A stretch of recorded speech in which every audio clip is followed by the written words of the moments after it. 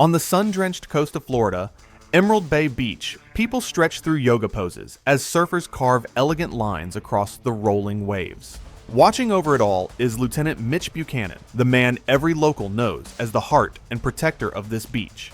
As Mitch steps into his lifeguard tower, his eyes scan the horizon with the instinct of someone who has seen it all.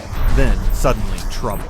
A gust of wind catches a kite surfer off balance, flinging him high before slamming him into the water. Without a second thought, Mitch dives in. The sea closes around him as he powers through the waves, pulling the unconscious surfer to safety. Another rescue, another life saved. Just another day. Later, as the sun climbs higher, Mitch jogs along the shore, nodding to familiar faces and soaking in the calm after the storm. Not far away, Sergeant Ellerby, the ever-watchful police officer, patrols the boardwalk. The two men share an unspoken rivalry, a friendly tug-of-war over who really keeps the bay in order. During his run, Mitch notices a young boy pulling a plastic bag from the surf. Inside lies a strange white powder, flocka, a dangerous drug quietly spreading through the community. Mitch confiscates it, but deep down, he knows this is only the beginning. Moments later, tension brews on the beach. Frankie, the imposing bodyguard of the Huntley Club, claims part of the public shore as private property. The confrontation draws out Victoria Leeds, the new owner of the club. Graceful yet calculating, she greets Mitch with charm that almost hides her ambition. To the world, she's a polished businesswoman, but beneath that calm exterior lies a woman determined to expand her empire. One bribe, one lie at a time. Passed over in her family's business for being a woman, Victoria is now set on proving her worth by any means necessary. Meanwhile, two young tech workers are setting up a drone nearby. One of them, Ronnie, can barely focus on his task. His attention keeps drifting towards CJ, one of the most admired lifeguards on the team. When she offers him a few kind words, he nearly forgets to breathe. Today is recruitment day,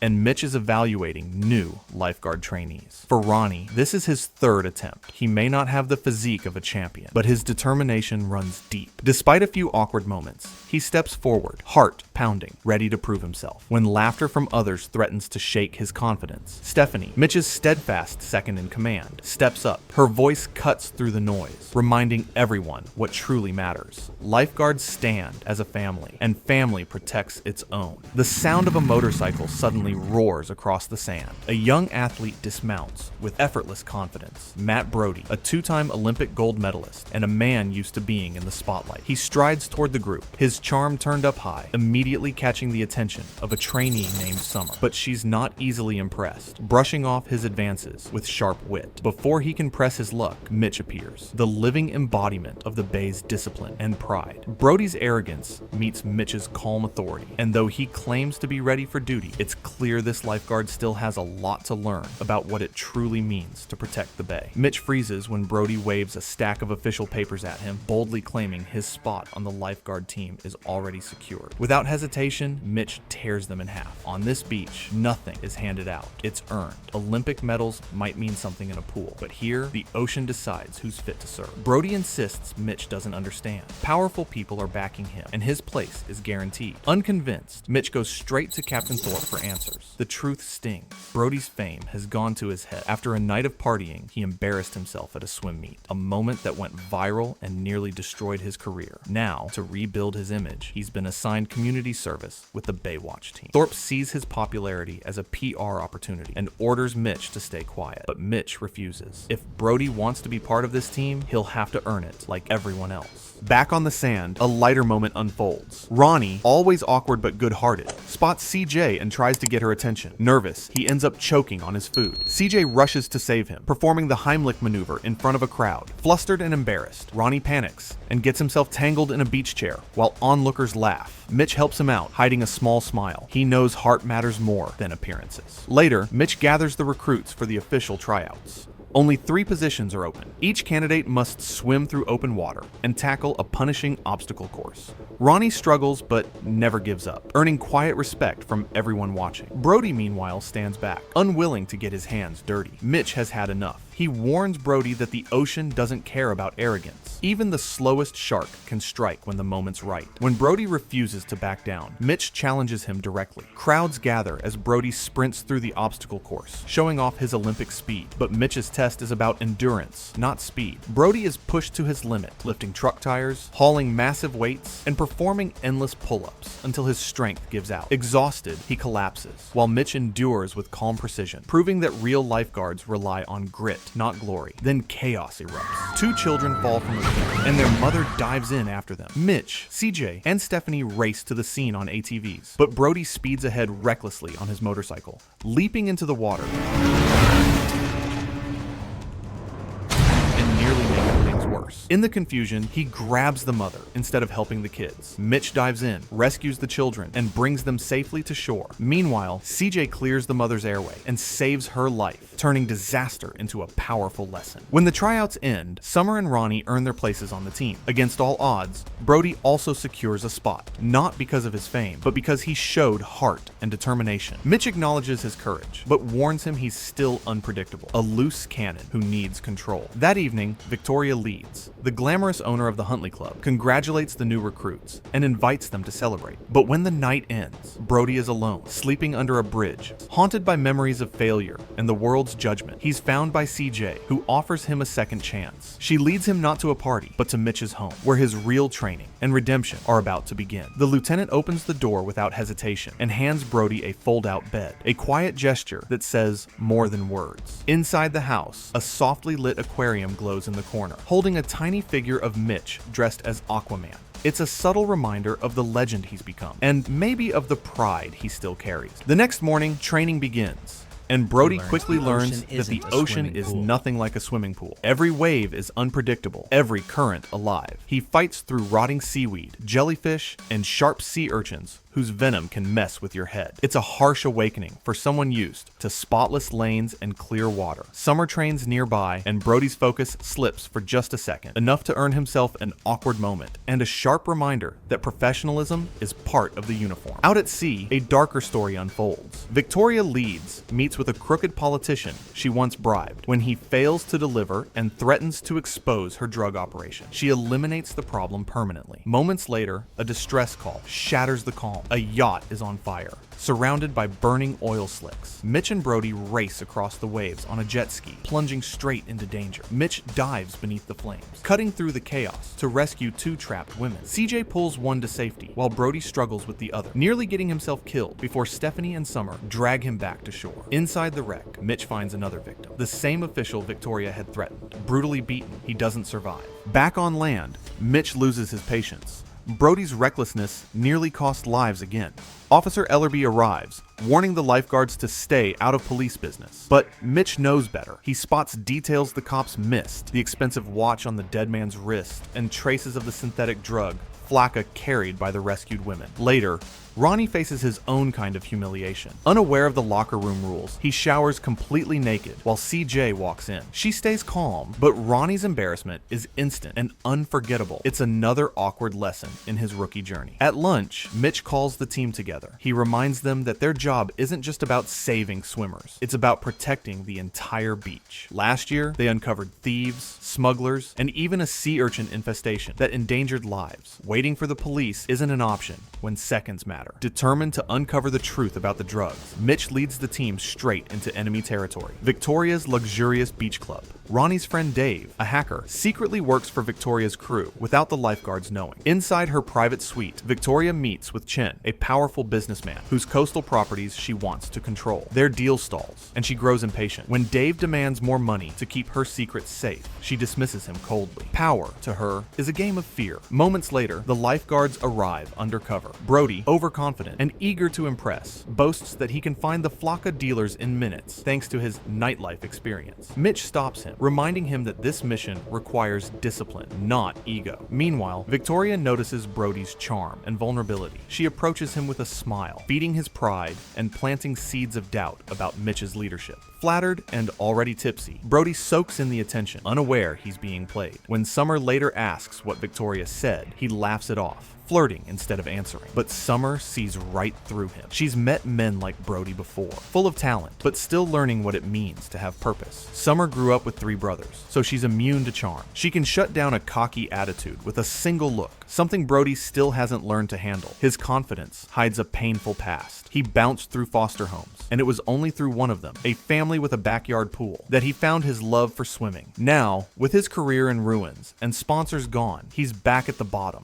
desperate to prove he still matters. Meanwhile, Mitch puts his next move into action. He needs a distraction inside Victoria's club, and Ronnie, nervous but loyal, volunteers. In the middle of the dance floor, he breaks into a wild, awkward routine that somehow turns into a full showstopper. The crowd laughs. CJ can't hide her admiration, and the plan works. With all eyes on Ronnie, Mitch and Stephanie slip quietly into the back storage room. There, they uncover rows of barrels, labeled with a fake seafood logo, a front for smuggling flocka. Just as Mitch goes to inspect one, a guard approaches. Thinking fast, Mitch pulls Stephanie close and kisses her to avoid suspicion. The act works, but Victoria's starting to sense that something isn't right. Out front, Brody's too drunk to notice any of it. When Mitch finds him, the disappointment is immediate. He lashes out, and Brody fires back, but the confrontation ends with Brody slipping and falling into the pool. The crowd erupts in laughter as he relives the same humiliation that destroyed his career. Mitch walks away, disgusted. Later that night, Victoria takes care of another problem. When her hacker, Dave, tries to blackmail her, she has him suited up with raw meat and thrown into the ocean, where sharks handle the rest. By morning, Brody wakes under the bridge again, his pride in pieces. He stares at his gold medals, relics of a life that's gone. Finally, he finds Mitch and apologizes, admitting his mistakes. "I know I messed up," he says. "I want to be part of the team." Mitch doesn't answer at first, but when Brody points out that the dead official's luxury watch matches the ones worn by Victoria's bodyguards, he listens. Together, they plan a risky infiltration. Mitch and Summer disguise Brody as a patient and sneak into the hospital morgue. When Mitch can't fit into a gown, he lies on a gurney, pretending to be a corpse. Inside, they uncover the truth. The official didn't drown or burn. His lungs were clean, and his neck was broken before the fire. It was murder. Before they can escape, Victoria's men arrive. The trio hides inside body coolers, but Brody ends up on top of a dead woman, covered in embalming fluid. Mitch whispers that it's just formaldehyde, used to dissolve fat, but Brody barely holds back a scream. The guards swap the real autopsy report with a fake one, and Summer secretly films the crime. But just as they're about to slip out, her phone rings, and everything goes sideways. The thugs spot them and bolt. Brody grabs a passing moped. Summer hops on behind him, and the chase begins. They corner one suspect, but he's empty-handed. Meanwhile, Mitch goes after the second, forcing him onto a pier, where both men leap onto jet skis. The pursuit races across open water, and the gunfire begins. Mitch leaps onto Frankie's jet ski, and the two crash through the waves, wrestling for control. The chase tears across the shore.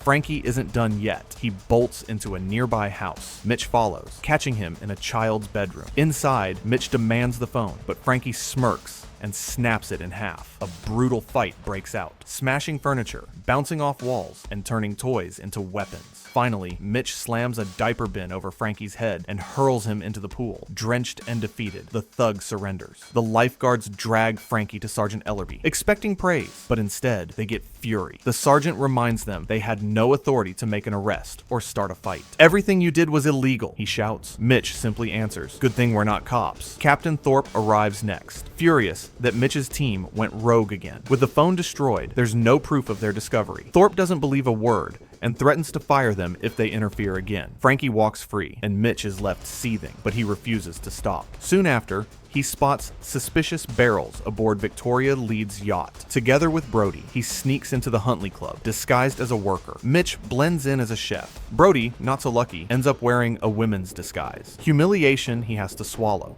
From the kitchen, they witness the truth. Workers pulling flocka packets from fake seafood barrels. The smuggling ring is real. Mitch tries calling Ellerby, but the sergeant is busy investigating Dave's body, which has washed ashore covered in shark bites. To him, Mitch's conspiracy talk is nonsense. Captain Thorpe arrives on the scene and loses his patience completely. 2 deaths in days. The beach's reputation on the line. He blames Mitch for it all, especially for skipping his shift during the infiltration. Thorpe fires him on the spot and appoints Brody as the new lieutenant. Brody protests, but Thorpe silences him. If he wants a clean record, he'll follow orders. Mitch insists Stephanie should lead instead, but Thorpe ignores him. With quiet dignity, Mitch hands over his keys, tells Brody to focus on saving lives, and walks away. Days pass. The once proud lieutenant now works at an electronics store, surrounded by blinking screens instead of crashing waves. Brody, meanwhile, works alone, trying to collect evidence, but shunned by the rest of the team. He tries reaching out to Mitch over the radio, but Mitch doesn't answer. Then, in his darkest moment, Mitch's old mentor, the retired captain who once inspired him, shows up. The man mocks him gently, pointing at his shoes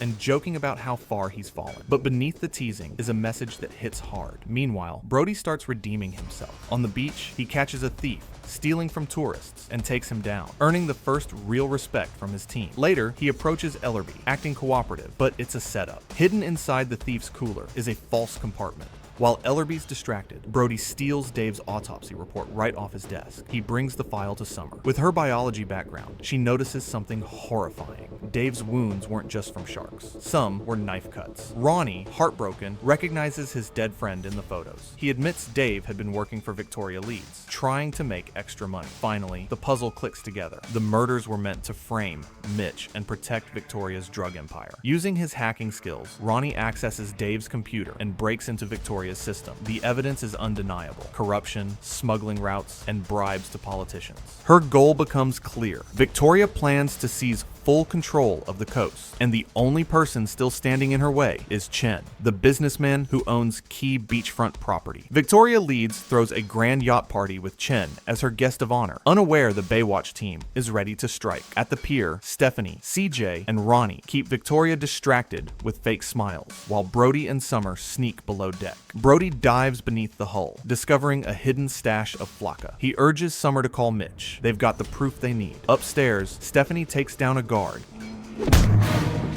and frees Chen, but Frankie catches Brody and drags him to Victoria.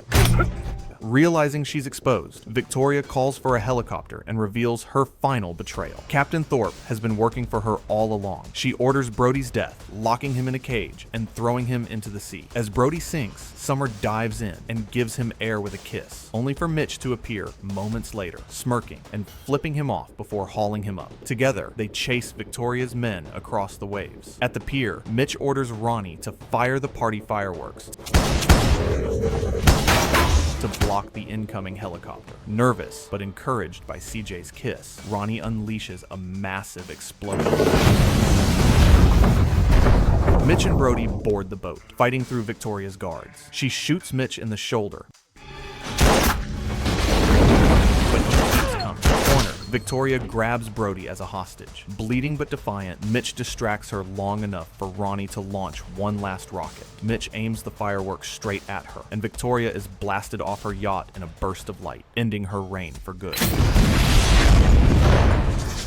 A storm of fireworks engulfs Victoria, ending her reign in a blaze of light. In the aftermath, Mitch reveals the truth behind his strange energy. He had accidentally stabbed himself with a sea urchin, and its venom was slowly killing him. He collapses, weak but alive, as the team rushes him ashore. With quick action and an injection, they save his life. Sergeant Ellerby finally admits he was wrong to doubt them, shaking Mitch's hand in respect. Their rivalry turns into mutual trust, both protectors of Emerald Bay. Then Captain Thorpe storms in, furious as ever, ordering Mitch off his beach. Before Mitch can respond, Brody steps forward and punches Thorpe square in the nose. For the first time, Mitch calls him by his real name, a quiet mark of respect. Thorpe is taken away and justice is restored. The next morning, a new dawn rises over the bay. Ronnie still can't believe he's dating CJ, while Brody and Summer finally share a real kiss. The rookies officially become part of Baywatch as Mitch welcomes their new captain, Casey Jean, the legendary leader from Hawaii. Together, the team sprints down the Golden Shore in perfect formation until Brody stumbles. If you enjoyed this deep dive, don't forget to hit the like button, subscribe to the channel, and share your thoughts in the comments below.